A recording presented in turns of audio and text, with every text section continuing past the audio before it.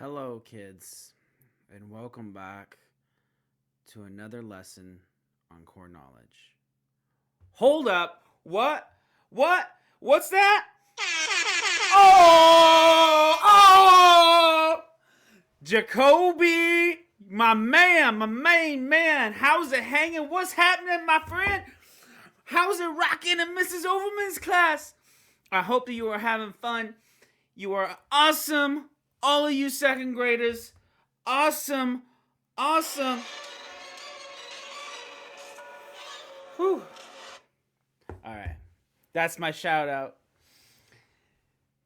Today we're going to be learning about the riddle Oedipus.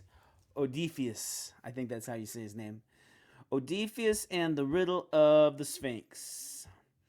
And this is a kind of a cool story only if you haven't heard it before. Sometimes, spoiler alert, second graders will go and tell the first graders what happened. But if you have not heard the riddle, it'll be puzzling. It'll be confusing. It'll be something for you to figure out. What is the riddle of the Sphinx? All right. So you can see this little man over here about to get eaten by this giant creature, mythical beast from ancient Greece. And as always, your job is to be able to retell the story. Can you retell it? Do you know what happened? Do you know the characters? Do you know the setting? All that stuff's important stuff. There's 3 words you need to know.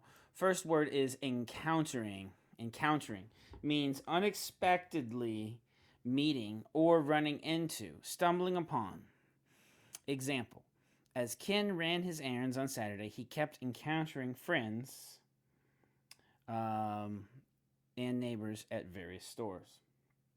The next, and that happens to me when I go out to the grocery store. Every once in a while, I'll run into students. I will encounter students. Next word is insisted. Say insisted. Insisted, whoop, whoop, whoop, means continued to order or demand something. I insisted. I ordered it. I demand it. I demand you give us an extra recess. I demand we have ice cream with every meal. I demand, I don't know what kind of demands you can make that make sense. I demand to have an extra vacation. I don't know.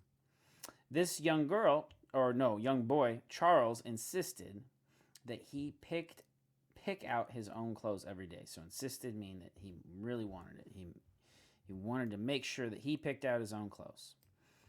Posed. The word posed means presented.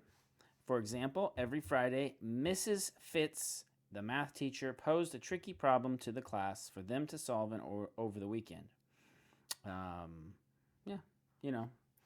There you go. There you have it. Those are our words. What up, Jacoby?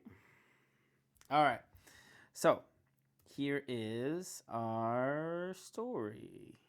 I don't know why I was going over there. I'm going over here. Here we go.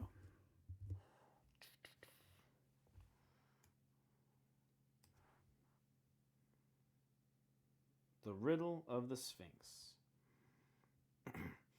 Long ago, on one of the great Greek cities was called Thebes. At one point in its long history, on a towering rock overlooking the various roads into Thebes, there lived a horrible monster called the Sphinx. This Sphinx was not like the great stone statue of Egypt that stares out endlessly over the desert near the pyramid. The Theban Sphinx, according to Greek myth, was no statue. The Theban Sphinx, according to Greek myth, was a living beast. She did have a lion's body, like the Egyptian statue, but the Theban Sphinx had the face and neck of a human woman. She had wings so that she could swoop down and attack anyone and could speak as humans do. It was she who posed the riddle. Whenever a traveler tried to enter or leave Thebes, that person knew the Sphinx would be waiting on her high rock. The monster would say, "I am going to eat you unless you can correctly answer this riddle." What is it that walks on 4 feet in the morning, 2 feet at noon, and 3 feet in the evening? The poor traveler was often too frightened to even speak, and the cruel beast would strike with her sharp claws and teeth. Even if the clever person tried to answer the riddle, the Sphinx would always listen and then exclaim, "You have guessed wrong! Now I will eat you." No one knew why this terrifying creature had chosen to live. Oops.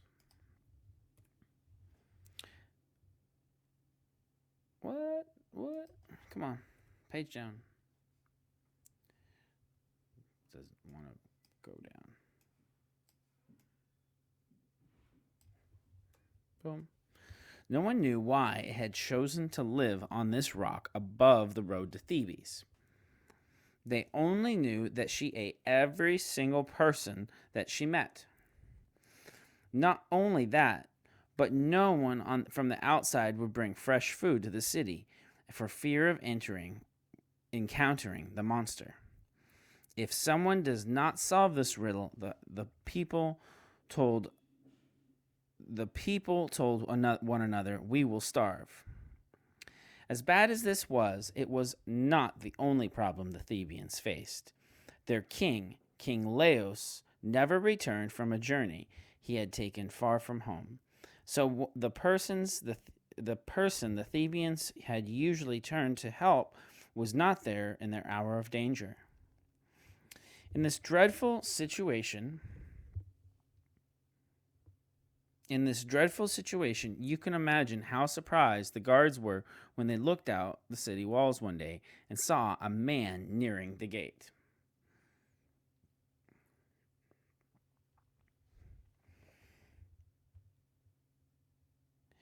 They did not recognize him, but they could see that he was tall and richly dressed. The captain of the guards said, "Maybe he will make it. I don't see the Sphinx anywhere. Perhaps she is off watching another road." But just as the captain was about to order the gate thrown open, down came the Sphinx. Like an arrow shot from the clouds above, she settled on her rock and looked down at the stranger.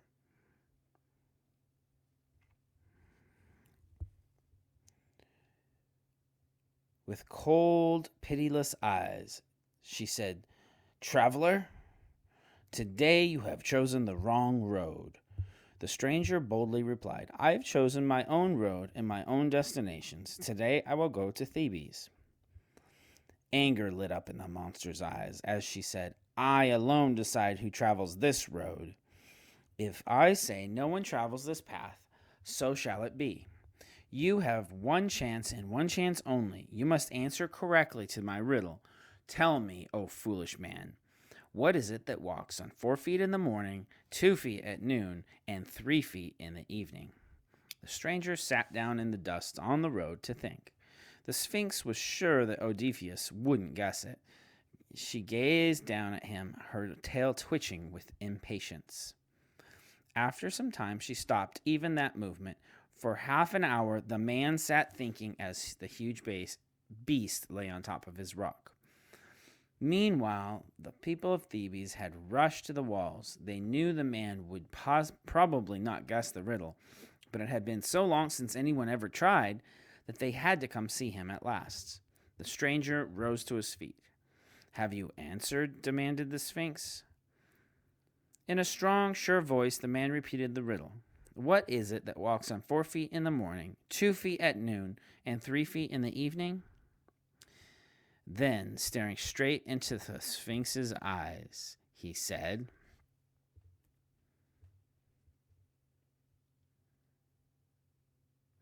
"The answer is a man.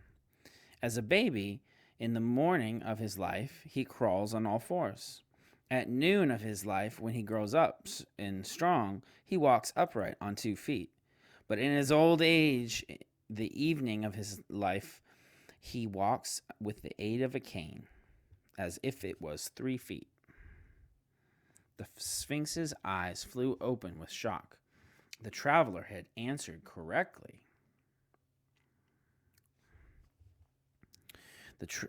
With a cry, the monster threw herself down from her high rock. The Sphinx was finally gone.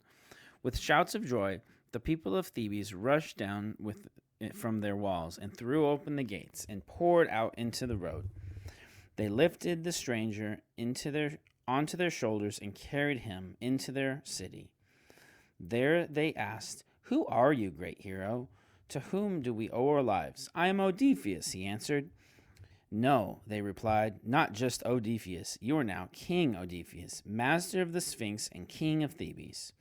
So that is the story of how Oedipus answered the riddle and became king. Kind of a neat story. So I have 2 questions for you, just 2. They're not like a riddle, but they are questions.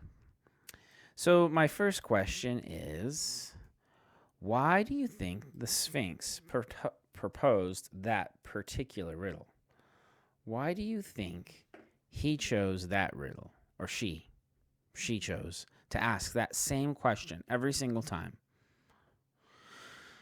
And my next question is, are the Thebians grateful to Oedipus? And how would you know? All right, friends, I will see you all later. I enjoyed reading to you. And until next time, whoa. Boop, boop, boop. I'll see ya.